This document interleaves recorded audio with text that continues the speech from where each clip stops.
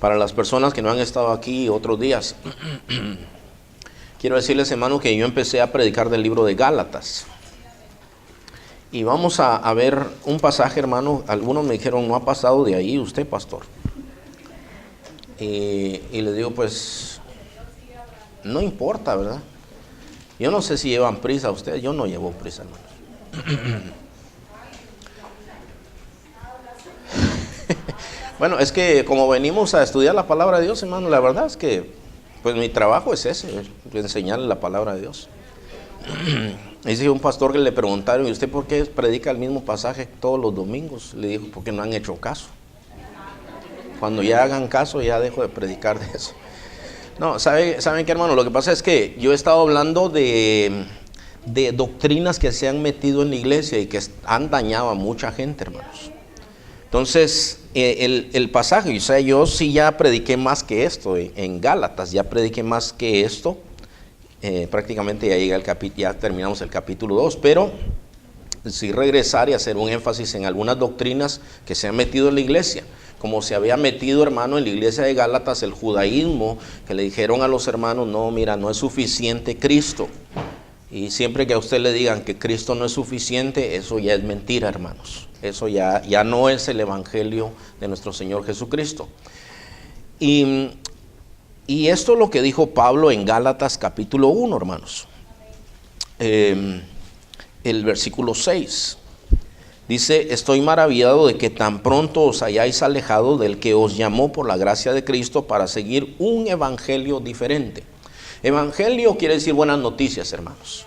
Entonces, Pablo les dice, ustedes han seguido unas supuestas buenas noticias, pero son diferentes a lo que es la verdad. No que haya otro evangelio, sino que hay algunos que os perturban y quieren pervertir el evangelio de Cristo.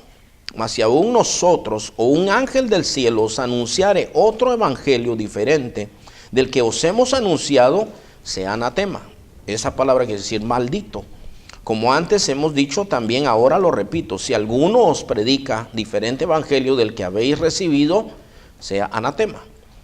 Y hoy, hermanos, quiero hablarles de una doctrina que se ha metido en la iglesia que se llama la hipergracia.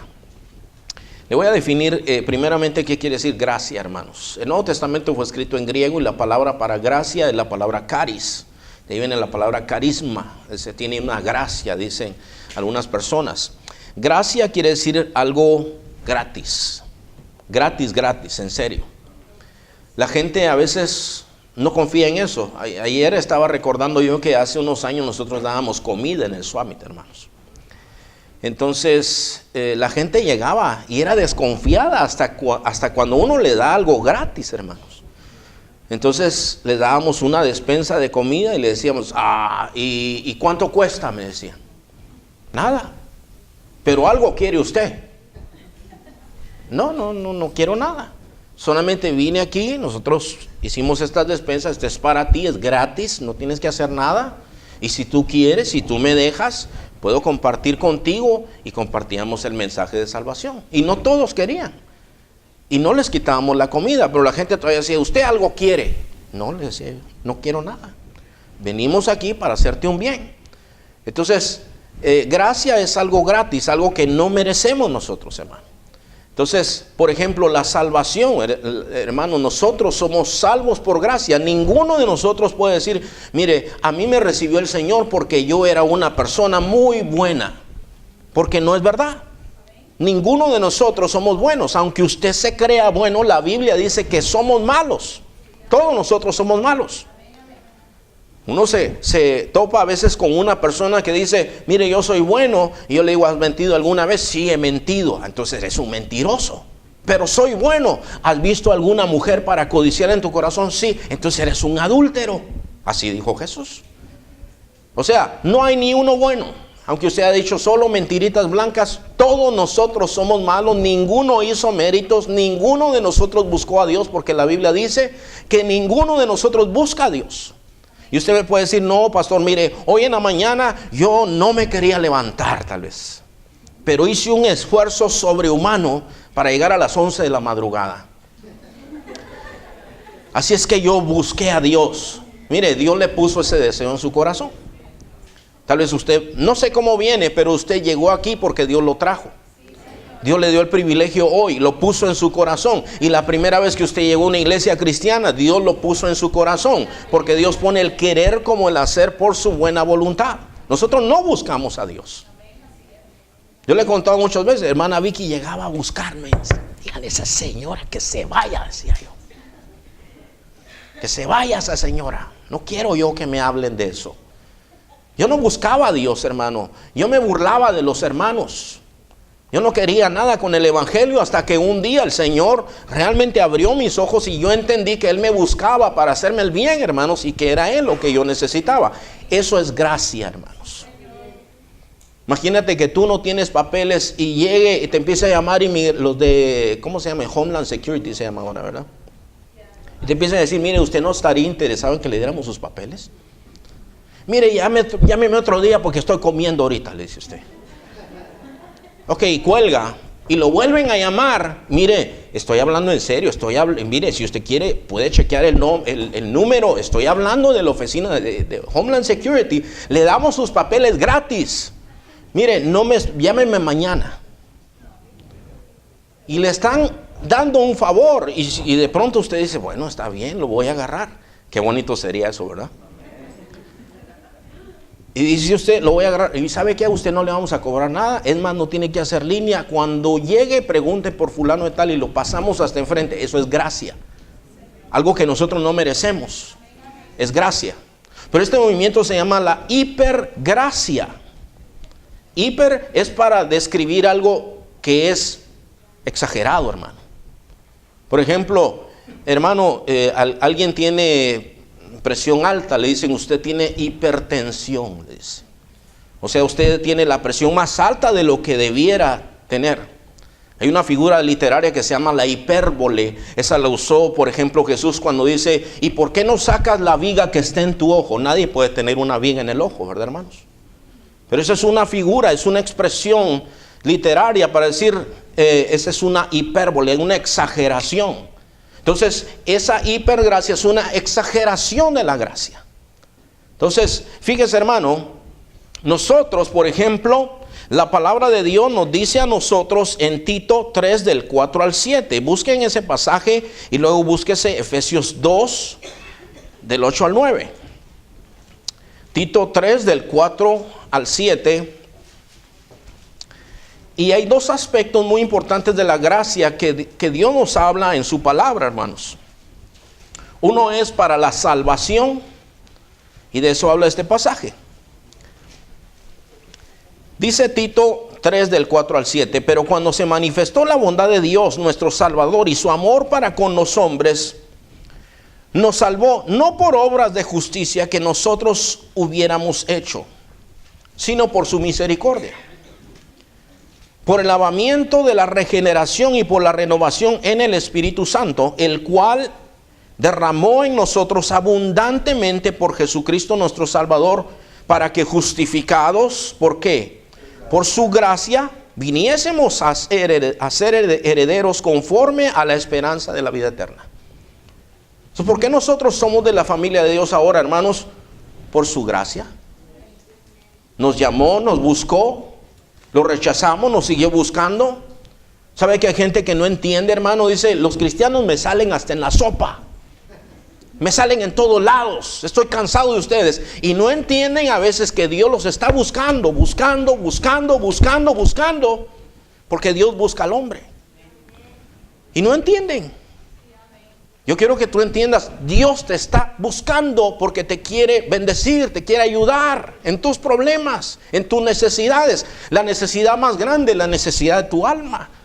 Y no tienes otro lugar en donde encontrar ayuda para tu alma más que en el Señor nuestro Dios.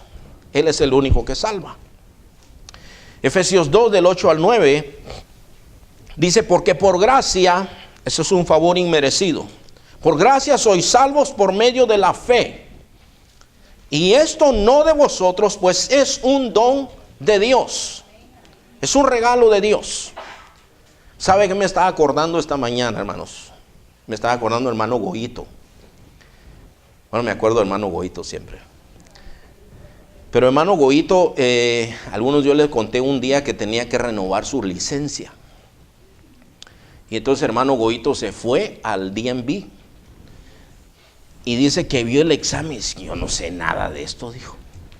Y regresó el examen en blanco. Y la mujer se le acercaba y así como disimuladamente le decía, ponga la A aquí, aquí ponga la B, aquí póngala usted, dice, porque ni los lentes traje. Y así le renovaron su licencia. Así que la mujer le contestó, fíjese, me dice, me dieron mi licencia, hermanos. ¿Sabe qué dice aquí? Nosotros somos salvos por gracia, por la fe. Y esa fe no es de ustedes, es un don de Dios. Y luego dice, no es por obras, para que nadie se gloríe. Nadie puede decir, mire, Dios me salvó porque yo hice una peregrinación de 2 kilómetros de rodillas y me sangré las rodillas y me las arruiné, por eso Dios me salvó. No, no te salvó por eso. No por obras de justicia que nosotros hubiésemos hecho, sino por su misericordia. ¿Tú entiendes, hermano, que ahora la gracia de Dios es para nosotros? Nosotros venimos al Señor llenos de pecado, hermano, con un pasado terrible muchas veces. Y el Señor nos mira a nosotros y nos dice, vete de aquí. Pero el que viene quebrantado delante del Señor, el Señor lo recibe. Cuando entró a comer a la casa de Zaqueo, hermanos, ustedes se acuerdan que muchos murmuraban diciendo, ¿cómo es que el Señor se metió a comer en la casa de este pecador? Y el Señor dijo, es que yo vine a buscar y a salvar lo que se había perdido. Los sanos no necesitan de médicos, sino los enfermos. Y este también era hijo de Abraham. Y se salva aquel hombre, un hombre terrible, el Señor lo salvó. Algunos dicen que el ladrón que estaba al lado de Jesús, que era bueno, dicen, hermano. ¿Usted ha conocido un ladrón bueno? Mire, Robin Hood no existe, hermano. Y aunque alguien robara para darle al pobre, pues no es así, está robando. No hay ladrones buenos. A los ladrones buenos, pues, bueno, los ladrones buenos no existen. O sea, ese ladrón estaba ahí crucificado porque era uno de los peores criminales, pero ahí mismo cree en el Señor y le dice, Señor, acuérdate de mí cuando vengas en tu reino. Y Jesús le dijo, de cierto te digo que hoy estarás conmigo en el paraíso. No le dijo, tú ni me hables. Ahí se arrepintió y ahí lo recibió el Señor. Eso es gracia. Eso es gracia, hermanos. Entonces, pero la Biblia nos habla de la gracia para la salvación, pero también nos habla de la gracia para vivir la vida cristiana. Porque el Señor no solamente nos salva y nos dice, ok, ahora arréglese a mi hijo en el mundo a ver cómo le va. No, fíjese que no. El Señor nos da de su Espíritu Santo para que nosotros podamos vivir la vida cristiana.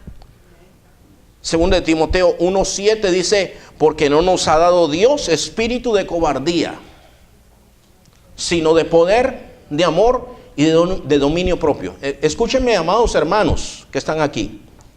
¿Qué vamos a hacer nosotros al Summit? Vamos a hablar del amor de Cristo. A eso vamos. No solo en el Summit, pero donde sea que andemos, nosotros debemos hablar del amor de Cristo. No tenga miedo, hermano. No tenga miedo de hablar por el Señor, porque el Señor le ha dado poder a usted para hablar.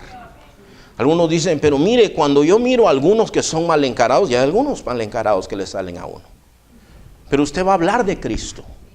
Usted va a hablar del poder del Señor Jesucristo y del amor del Señor. Y el Señor te ha dado a ti poder para hablar su palabra y su evangelio, hermano. No tengas miedo. No nos ha dado Dios un espíritu de cobardía, sino de poder, de amor y de dominio propio. Una ocasión, hermano, bueno, una de esas ocasiones, me ha pasado muchas veces. Yo le digo, Señor, yo no soy la persona para este trabajo del pastorado. Yo no sé si alguno de ustedes alguna vez ha pensado que va a ser pastor. ¿No? ¿O no le gustaría? Ni en broma, dice el hermano. Pues fíjese que yo así pensaba también. Entonces, una de esas veces me entró una crisis, hermano, y me fui allá a la montaña. Ahí donde vamos a veces, me fui a la montaña. Y ahí, hermano, pues ahí no hay nada, ahí hay puro monte, hermano. Y uno se mete a las cuevas y hay luz y hay alfombra y eso es todo lo que hay. Y ahí yo estaba hablando con el Señor, le decía, Señor, le decía yo, los apóstoles, la sombra de Pedro sanaba. Y mira, Señor, y los apóstoles hacían esto. Y yo, Señor, oro por los enfermos y no sanan, algunos se mueren. Como lo que le pasó al hermano Mario, ¿verdad? El terror del hospital, el hermano, por quien oraba se moría. Oro por ti, no, le decía, vete para allá. Pero se iban con el Señor, bueno, no sé, no los conocía yo. Pero mire, hermano, yo estaba hablando con el Señor, yo le decía, Señor, tal vez no soy yo la persona que tiene que estar ahí. Y el Señor me llevó a Hechos capítulo 4, versículo 32 al 33. Entonces, ahí dice una cosa de los apóstoles precisamente, que yo estuve buscando del Señor. Y dice, y la multitud de los que habían creído era de un corazón y un alma. Y ninguno decía ser suyo propio nada de lo que poseía, sino que tenían todas las cosas en común. Versículo 33 dice, y con gran poder los apóstoles daban testimonio de la resurrección del Señor, y abundante gracia era sobre todos ellos. Escucha esto, hermano. Abundante gracia. ¿Sabe qué quiere decir eso? Ya le dije que es gracia. Pero dice que la gracia que Dios les daba a ellos era abundante. Y el Señor me recordó, ¿y quién era Pedro? Pedro era un hombre arrebatado. No me tiene que contestar, ¿es usted un hombre arrebatado? ¿O una mujer arrebatada? Que a veces en el momento, pues hace arrebatos, ¿verdad? Dios lo usó a Pedro. Era impertinente, era impulsivo. Si tú eres así, quiero decirte que Dios te puede usar. Dios me empezó a recordar quiénes eran estos. ¿Quién era David? Era un asesino. ¿Y quién era este otro? Abraham era un mentiroso, negó hasta a la mujer. ¿Y quién era este? ¿Y quién era este? Y me empezó a decir el Señor todos estos grandes personajes que a veces nosotros admiramos, y todos, hermano, eran pecadores, imperfectos. Y me dice, y tú también. Nada más que mi gracia fue muy abundante sobre ellos, por eso hicieron lo que hicieron, y punto. Y me calmé, hermano. Me calmé, tranquilo. Si Dios hizo hablar a un burro, hermano, la historia de Balaam, no podrá hacernos hablar a nosotros, hermanos. Señor, dile a la gente que se callen, le dijeron. Pues si se callan esto, las piedras van a clamar, dijo. De la boca de los niños y de los que maman fundaste la alabanza. Entonces esto, hermano, es algo impresionante. Fíjese, no solamente el Señor nos ha salvado por gracia, pero su gracia nos acompaña todos los días para vivir esta vida, hermano. Créame, hermano, que cuando yo mencionaba, hermano, hace un momento que yo decía, los hermanos están bien porque muchos han tenido aflicciones, pero su fe no ha faltado. Eso no es normal, hermano. Mire, hermano, cuando usted, en una ocasión yo llego, hermano, la muerte de esta niña me dejó tan impactado. Era una niña de 2 años, hermano. Yo estaba ahí en el intensivo del hospital donde está allá el Forrevito, ¿cómo se llama ahí? Loma Linda. La niña miraba el IV que caía las gotitas y le hacía así. Ella quería agua, hermano, no podía tomar agua. Y yo miraba a esa niña y me ponía a llorar, hermano.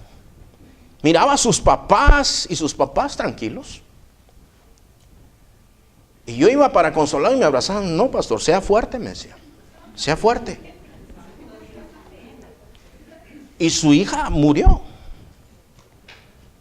Y yo lloraba y ellos también lloraban, pero me abrazaban y me consolaban. Y yo decía, ¿cómo es posible? Eso es la gracia de Dios.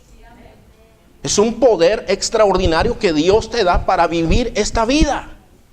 A todos nosotros en algún momento nos van a llegar malas noticias, hermanos. Pero Dios te va a dar la gracia para salir adelante. Tú vas a tener problemas en el trabajo, con los vecinos o lo que sea, pero no tienes que reaccionar como el mundano, porque Dios te da el poder para ser diferente. Es la gracia de Dios contigo. El Espíritu Santo que está en ti te da esa gracia para vivir la vida. Esos son los dos aspectos que habla de la gracia en la palabra de Dios. Pero ahora quiero ir a un pasaje que está en Judas. Solamente es un capítulo, así es que el versículo 4. Judas, versículo 4. Ahora, fíjese lo que dice la palabra de Dios, el Espíritu Santo revelándonos estas cosas respecto de los últimos tiempos. Dice, porque algunos hombres han entrado encubiertamente, los que desde antes habían sido destinados para esta condenación. Esos son hombres malos, hermanos. Hombres impíos, es decir, no conocen a Dios, que convierten en libertinaje, ¿qué? La gracia de nuestro Dios. Entonces vean lo que hacen ellos con la gracia. Ya te dije, el Señor te salvó por gracia. ¿Tú entiendes eso? El Señor te hace caminar por gracia, pero ellos dicen, convierten en libertinaje la gracia de nuestro Dios y niegan a Dios, el único soberano, y a nuestro Señor Jesucristo. Esta es una advertencia, hermanos, para el pueblo de Dios. ¿Qué es la hipergracia? Es una exageración de la gracia como se menciona en la Biblia. Ellos han llegado, y déjenme decirle algunas de las cosas, hermanos. Ellos dicen, tú no puedes hacer nada para que Dios te ame más. Lo que dan a entender eso es, tú puedes vivir como se te dé la gana. Dios no te va a dejar de amar. Si tú te pones a ayunar, si te consagras a Dios, Dios no te va a amar más. Eso es lo que ellos dicen. Se oye bien, ¿verdad? Nada más te voy a recordar lo que dice Juan 14:23. Dice, el que tiene mis mandamientos y los guarda, ese es el que me ama. Y el que me ama será amado por mi Padre. Y yo le amaré y me manifestaré a él. Eso es lo que dice la palabra de Dios. Mira, hermano, alguien que no quiere nadie con Dios, Dios no se ha manifestado en él. Y ahí está hablando de su Espíritu Santo, del fruto del Espíritu Santo. Dice el 23, creo que es el que dice, el que me ama, mi palabra guardará, y mi Padre le amará. Y vendremos a él y haremos morada con él, vamos a vivir con él. Entonces, fíjese, ahí habla, hermanos, de que cuando te consagras al Señor, el Padre te ama. Si nos ama el Señor, claro que nos ama, pero ellos dicen, no puedes hacer nada para que Dios te ame. Claro que sí. Puedes enamorarte de Dios y Dios te ama también. Bueno, luego la otra cosa que ellos dicen es, Dios no castiga a nadie. Yo quiero decirte que la Biblia dice, Dios al que ama, disciplina y azota a todo el que recibe por hijo. ¿Por qué, hermanos? Porque nosotros mismos, hermano, en lo natural, nosotros sabemos con nuestros hijos que cuando nuestros hijos se desvían, nosotros tenemos que disciplinarlos, tenemos que confrontarlos, llamarle la atención, los que tienen hijos más pequeños, incluso tal vez pasarle una sacudida, ¿verdad? ¡Pah! Que duela. El viernes empezamos a ver este aspecto. Este viernes que viene, si Dios nos da vida, hermanos, vamos a seguir hablando y vamos a hablar de ese aspecto de la disciplina que los hombres tenemos que iniciar, hermanos. Entonces la disciplina dice que el que no ama a su hijo no lo disciplina, no lo corrige. Pero al que lo ama, dice, desde temprano lo disciplina. Dice, disciplina a tu hijo y te dará descanso, dice. Y todo eso es así, hermano, eso es lo que dice la Escritura. Ellos dicen, Dios no castiga a nadie. La otra cosa que ellos dicen es, no hay necesidad de confesar pecados a Dios. Escucha esto. ¿Sabes qué dicen ellos, hermano? Que Cristo te ha perdonado los pecados pasados, presentes y futuros. Los que todavía no has hecho. Ellos dicen, hermano, y toman, por eso dice la Biblia que ellos pervierten y convierten en libertinaje la gracia de nuestro Señor. Y yo te voy a dar un pasaje más, Colosenses 1, 21 y 22. Este es uno de los pasajes que ellos usan. Dice, y a vosotros también que erais en otro tiempo extraños y enemigos en vuestra mente, haciendo malas obras, ahora os ha reconciliado. Dice, en su cuerpo de carne, por medio de la muerte, para presentarnos santos y sin mancha e irreprensibles delante de él. Entonces, fíjate, hermano, menciona tres cosas. Dice santos. ¿Qué quiere decir santos, hermano? Santos quiere decir apartados para Dios. Muchos se confunden con esto. A veces yo digo, a ver, ¿dónde están los santos del Señor? Y se quedan así porque dicen, no, no hermano, yo no soy santo.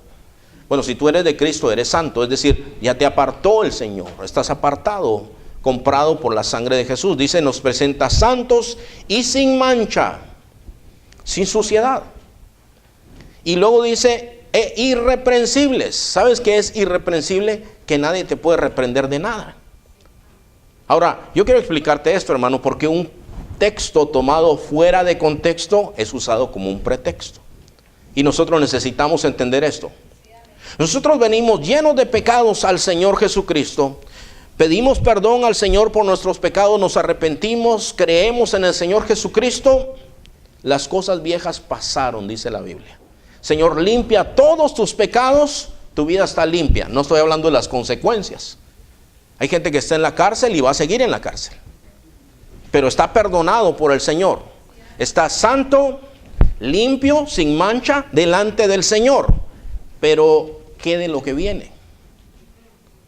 Entonces eso es pervertir la gracia de Dios. ¿Y qué produce eso en la gente? Dicen ellos, bueno, si el Señor ya perdonó todos mis pecados y yo no tengo necesidad de orar, entonces pues voy a hacer lo que se me dé la gana. Yo por lo menos conocí a una persona, un individuo y una familia que cayeron en este tipo de doctrina. A esas 3 personas yo conocí, hermanos, y los 3 cayeron en empezar a tomar, hermanos. Se convirtieron en tomadores. ¿Sabe por qué? Porque ellos decían, al fin de cuentas, ¿sabe qué dicen algunos de estos predicadores, hermano? Ellos dicen, tú vienes delante del Señor y le dices, Señor, perdóname porque ayer me emborraché. Y el Señor dice, yo no veo nada. Yo no veo nada en ti. Sí, Señor, ayer no veo nada. Estás santo, limpio, irreprensible. No tienes nada. Pero ayer no tienes nada. Estás limpio. Entonces la gente dice, ay, gloria a Dios, entonces estoy limpio. Esto presenta muchos problemas, hermano. Muchísimos problemas. Déjeme preguntarle algo. ¿Usted peca, hermano? ¿Sí? ¿Pecamos los cristianos? Sí, pecamos los cristianos. Pecamos. Fíjese, hermano, cuando el Señor Jesús enseñó a orar, Él dijo que cuando ustedes oren, oren de esta manera. Y empieza, y parte de lo que el Señor nos enseñó a orar, decía, y perdónanos nuestras deudas, como nosotros también perdonamos a nuestros deudores. ¿No fue el Señor el que nos enseñó eso a nosotros, hermano? Entonces, ¿cómo está la cosa? Pero ellos pervierten la gracia del Señor. ¿Sabe qué dicen de esos pasajes? Oh, sí, eso lo dijo el Señor, pero antes de la cruz. Antes de que fuera el Señor crucificado. Se lo dijo a los legalistas, dice. A los judíos les dice, miren, ustedes cuando oren, pero ahora ya no, dice, ya se acabó eso. Ahora Cristo nos limpia los pecados pasados, presentes y futuros. Los futuros también. Claro, dice, no te das cuenta que cuando Cristo murió, tú ni habías nacido. Y ya te había perdonado el Señor. Y uno se queda así como, ¿están hablando en serio estos? Y tienen miles de seguidores, hermano. Le voy a leer literalmente lo que dijo uno, por ejemplo, él se llama Ryan Rufus. Él predicó un mensaje que se llamaba totalmente perdonado, totalmente unido, totalmente lleno. Y ¿sabe qué, hermano? Tiene musiquita en el fondo. Cuando él está predicando, no encontré a uno en español, pero por eso no le traje un video, pero estaban con musiquita tocando. Dice, la mayoría de los cristianos no tienen ningún problema creyendo que Jesús les ha perdonado todos sus pecados en el pasado. Pero muchos cristianos tienen problemas creyendo que Jesús ya les ha perdonado todos sus pecados futuros. Tú no has sido perdonado parcialmente, dice. Tú has sido perdonado total, completamente y ultimadamente total y absolutamente de todos tus pecados pasados, presentes y futuros. Has sido totalmente perdonado, dijo en una predicación con musiquita, hermano. Hay otro que se llama Joseph Prince. Y él no se llama así, hermanos. Joseph Prince es el príncipe José. Solamente oiga el nombre, ¿verdad? Muy humilde, hermano, ¿verdad? El príncipe José. Y este hombre, hermano, es tan elocuente que si usted se sienta y dice, wow, este cuate está tremendo predicador. Pero uno lo empieza a poner atención en verdad. Y él escribió un libro que se llama Unmerited Favor, que quiere decir un favor inmerecido, un favor sin méritos. Dice, su gracia se hace barata, dice, cuando tú piensas que Él te ha perdonado tus pecados al momento de ser salvo. Dice, y después de ese momento tú debes de depender de tu confesión de pecados para ser perdonado. El perdón de Dios no nos lo da en pagos, dice. Entonces escuche eso, hermano. Eso es tomar la gracia de Dios, pervertirla, y lo que produce en la gente es libertinaje. Es exactamente lo que el Señor nos ha dicho. Ahora, los problemas con esta enseñanza: el cristiano sigue pecando. Esa es una realidad. Número 2, si yo ofendo a mi hermano, vamos a decir que yo le digo aquí a Giovanni, préstame $1,000. Y entonces el hermano me los presta, pero yo no se los pago.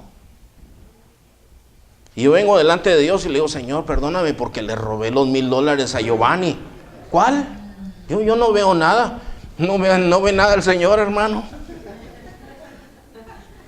Sorry, it's your loss. Es tu problema. Entonces, fíjese, hermano, ¿y qué debo hacer cuando he defraudado a alguien? ¿No hay consecuencias por esto? Ahora fíjese, ese pasaje de Colosenses en contexto. Entonces, todavía están en Colosenses, hermanos. Pero vean lo que dice, vamos a leer lo mismo, pero el versículo 23 también. Y a vosotros también, que erais en otro tiempo extraños y enemigos en vuestra mente, haciendo malas obras, ahora os ha reconciliado en su cuerpo de carne por medio de la muerte para presentarnos santos y sin mancha e irreprensibles delante de Él. Si en verdad, ¿qué dice ahí, hermanos? Permanecéis fundados y firmes en la fe y sin moveros de la esperanza del evangelio que habéis oído, el cual se predica en toda la creación que está debajo del cielo, del cual yo, Pablo, fui hecho ministro. Es decir, que no es solamente comenzar, es permanecer en los caminos de Dios, hermanos. Este tipo de libertad falsa, hermanos, llega a sus practicantes a ser libertinos. Les voy a dar algunos pasajes, hermanos. Uno de ellos está en Romanos 6, del 1 al 2. Otro está en Hebreos 10, 28 y 29. Bueno, vamos a leer estos versículos ahora. Romanos 6, del 1 al 2 dice, ¿qué pues diremos? ¿Perseveraremos en el pecado para que la gracia abunde? O sea, ¿vamos a seguir pecando, hermanos? Mire, cuando venimos al Señor Jesucristo, pues lo primero que hace el Señor es perdonarnos. ¿Vamos a seguir en lo mismo, hermanos? ¿Sabe que ellos sacan un pasaje de 1 de Juan capítulo 3? Dice que el cristiano ya no peca, dice ese pasaje. ¿Ustedes lo han leído alguna vez, hermanos? ¿Sí? Si lo han leído algo, si no, ahorita lo vamos a leer en un momentito. Pero fíjese, aquí habla de permanecer en la fe. Ahora, estas personas dicen, hermano, que no, porque el Señor ya te perdonó tus pecados futuros también. Aquí dice que hay que permanecer en la fe. Ahora, dice, vamos a perseverar en el pecado para que la gracia abunde. Versículo 2 dice, en ninguna manera, porque los que hemos muerto al pecado, ¿cómo viviremos aún en él?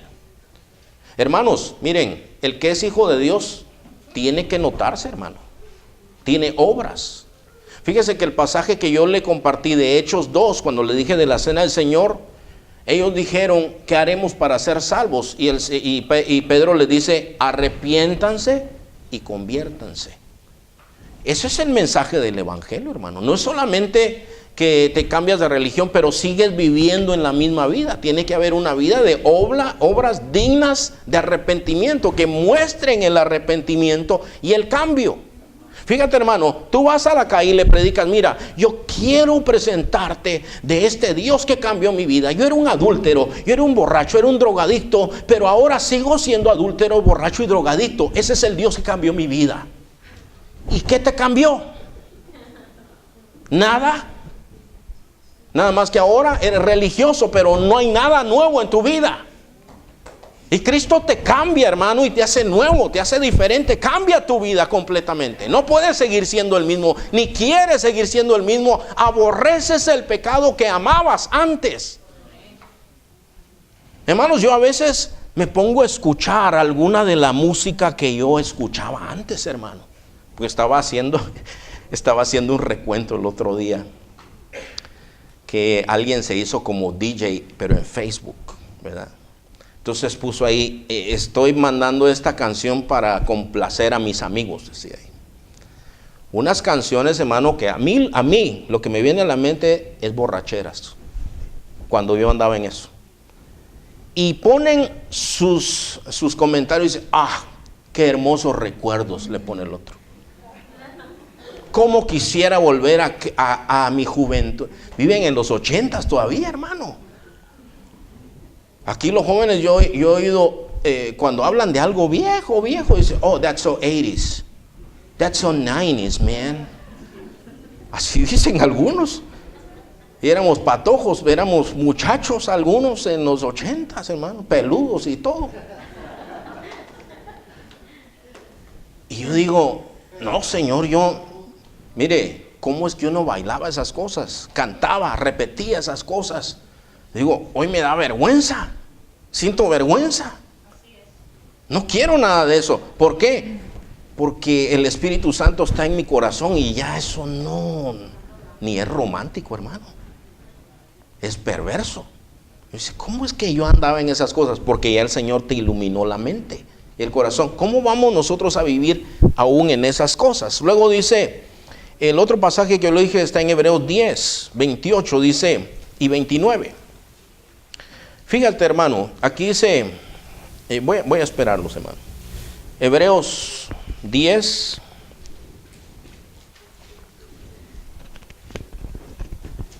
28 y 29. Dice, cualquiera que viola la ley de Moisés muere irremisiblemente, creo que dice la Reina Valera, sin misericordia, dice, por el testimonio de 2 o 3 testigos. Versículo 29. Ya están todos ahí, hermano. Sí, yo oigo páginas todavía, ¿ok? Y ahora sí.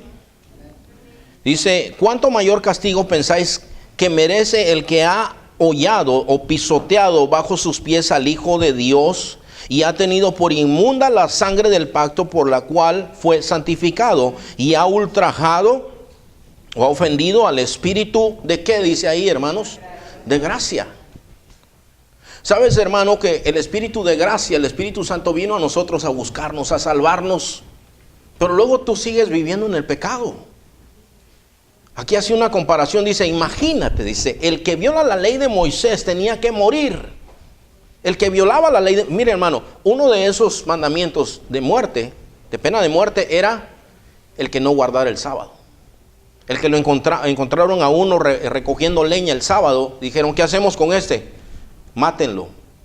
Esa era la ley. Y el escritor de Hebreos dice, miren, si el que violaba la ley de Moisés tenía que morir, ¿cuánto mayor castigo piensan ustedes que merece el que pisoteare la sangre del Hijo de Dios y tuviere por sucia la sangre del pacto? O sea, la sangre que Él derramó en la cruz. Claro, nadie puede decir, bueno, yo lo voy a hacer a propósito, pero cuando nosotros, después de haber sido salvados, vivimos revolcados en el pecado, hermanos, estamos insultando al Señor y estamos quitándole el valor a la sangre de Jesús y diciendo, no me importa lo que Dios ha hecho por mí, yo voy a hacer lo que a mí se me da la gana. Entonces dice, ¿cuánto mayor castigo pensáis que merece? Esto es para traernos una perspectiva a nosotros, hermano. Por esto estos falsos maestros pervierten la gracia de Dios y la convierten en libertinaje. Una última cosa, hermanos, ¿qué hacen estas personas con el resto de la Biblia?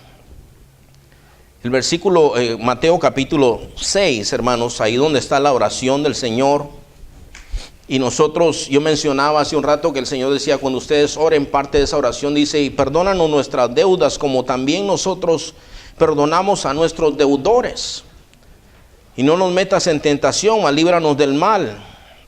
Porque tuyo es el reino y el poder y la gloria por todos los siglos. Amén. Versículo 14. ¿Cuántos rezaban el rosario los que están aquí, hermanos?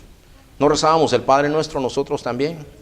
Pero esta parte que viene no nos la enseñaron a nosotros. Dice, porque si no perdonáis a los hombres sus ofensas, también a vosotros vuestro Padre Celestial, porque si perdonáis a los hombres sus ofensas, os perdonará también a vosotros vuestro Padre Celestial. Versículo 15. Mas si no perdonáis a los hombres sus ofensas, tampoco vuestro Padre os perdonará vuestras ofensas. Nosotros pecamos, hermano. Y la Biblia dice, ¿sabes qué? Tú tienes que perdonar. ¿Quieres perdón? ¿Sabes, hermano? Esto es bien importante que nosotros lo entendamos. No sé cuántos tendrán amargura de los que están aquí, pero alguna gente ha decidido, yo no voy a perdonar a fulano y a sultano porque me la debe y no quiero. Tú no puedes caminar con Dios. No puedes caminar con Dios, porque tú tienes que perdonar. Pero si te queda duda, el Señor más adelante en Mateo también, pero en el capítulo 18, el Señor dice cómo se debe perdonar al hermano. Y Pedro le dice, Señor, ¿cuántas veces perdonaré a mi hermano que peque contra mí? ¿Hasta 7? Y el Señor le dice, Pedro, no te digo hasta 7, sino hasta 70 veces 7. Y empieza a contar una parábola. Que había un hombre que le debía mucho dinero, muchísimo dinero, hermano.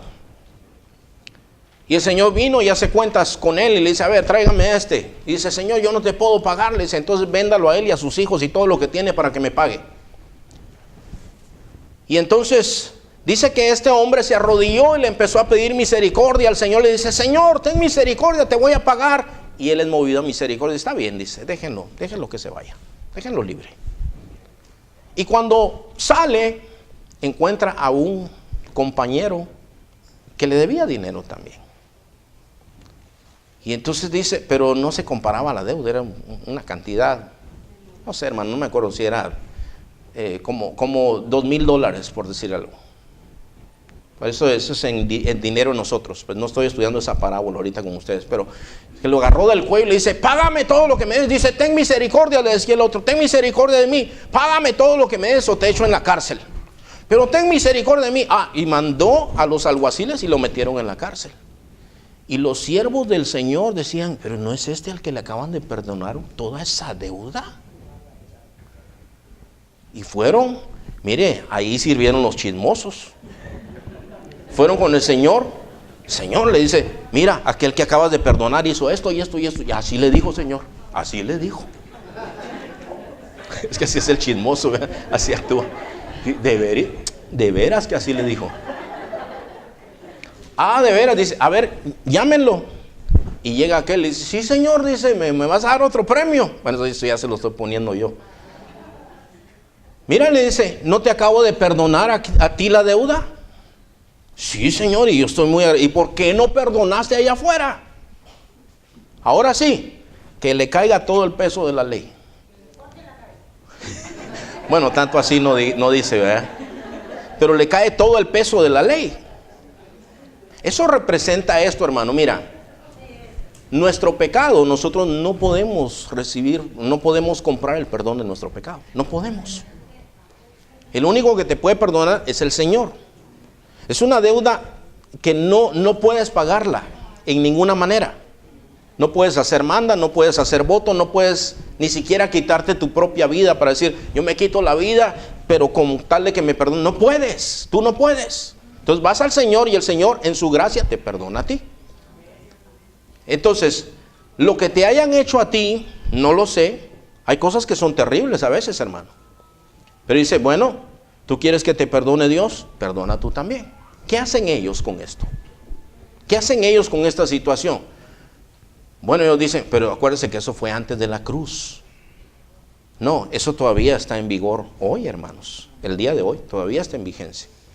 Mira, si tú tienes resentimiento con alguien, tú no me dejarás mentir, no estás bien con Dios. Ahora, yo quiero que leamos rápidamente, hermanos, ahí en Primera de Juan, porque esto fue escrito después de la cruz, por cierto, hermano. Después del sacrificio de nuestro Señor Jesús. Dice 1:7, hermanos, dice, pero si andamos en luz, ya están todos ahí, 1 Juan 1:7, pero si andamos en luz como Él está en luz, tenemos comunión unos con otros, y la sangre de Jesucristo su Hijo nos limpia de todo pecado. Si decimos que no tenemos pecado, nos engañamos, dice, a nosotros mismos, y la verdad no está en nosotros. Si confesamos nuestros pecados, hermanos, espérense, pero esto es después de la cruz, ¿verdad? ¿Sí esto es después de la cruz? ¿Sí? Sí, pongan atención, hermanos.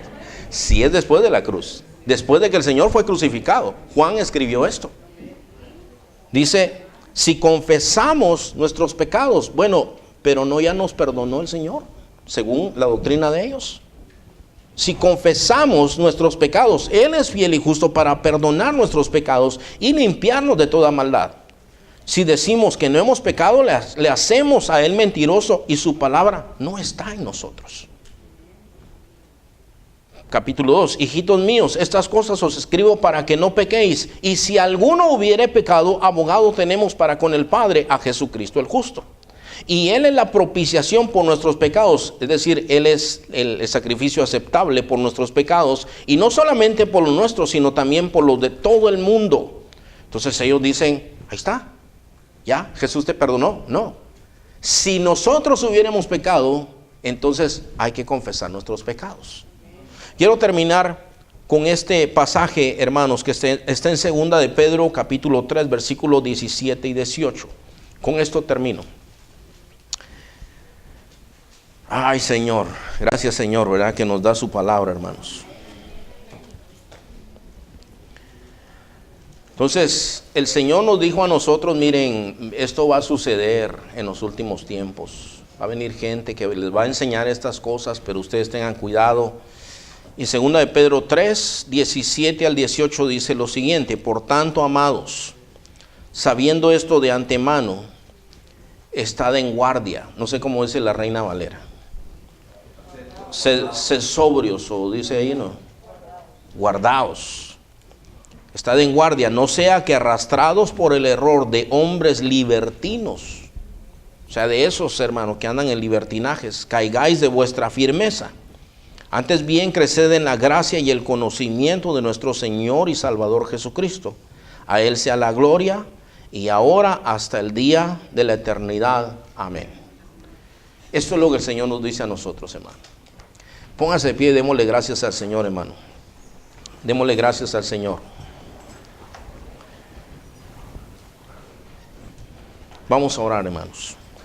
Amado Padre, Señor, en el nombre de Jesús, estamos delante de tu presencia en esta tarde, Señor Padre. Te damos gracias, Señor, porque hemos entendido tu gracia, Señor, y tu misericordia, Padre. Que tú, Señor, nos has dado salvación y nos has dado la capacidad, Señor, de vivir, Señor, en este mundo que aunque está lleno de pecados, Señor, a pesar de todo esto, Señor, nos has dado de tu Espíritu, Señor, para que podamos vivir para ti, Señor. Padre, yo te quiero agradecer por esto, Señor, y te agradezco por cada hermano y hermana, y te agradezco, Señor, que nos has advertido de estas mentiras que vendrían, Padre. Señor, ayuda a las personas, Señor Padre Santo, que están quizás, Señor, empezando a escuchar esta doctrina, o que en ignorancia, Señor, participan de estas cosas, Padre. Ayúdanos, Señor Padre, porque tú dijiste, Señor, que en los últimos días vendrían muchos en tu nombre y que engañarían a muchos, Señor. Yo te pido que guardes, Señor, a tus siervos. Guarda nuestras vidas, Padre, del error y del pecado, Señor. Ayúdanos a vivir para ti, Señor. Ayúdanos, Padre Santo, a perseverar en esta vida preciosa que tú nos has dado, Señor. Ayúdanos a crecer en la gracia y el conocimiento de nuestro Señor y Salvador Jesucristo. Para ti es la gloria y la alabanza para siempre, Señor. En Cristo Jesús. Amén. Gloria al Señor, hermano. Dios es bueno con nosotros, ¿verdad?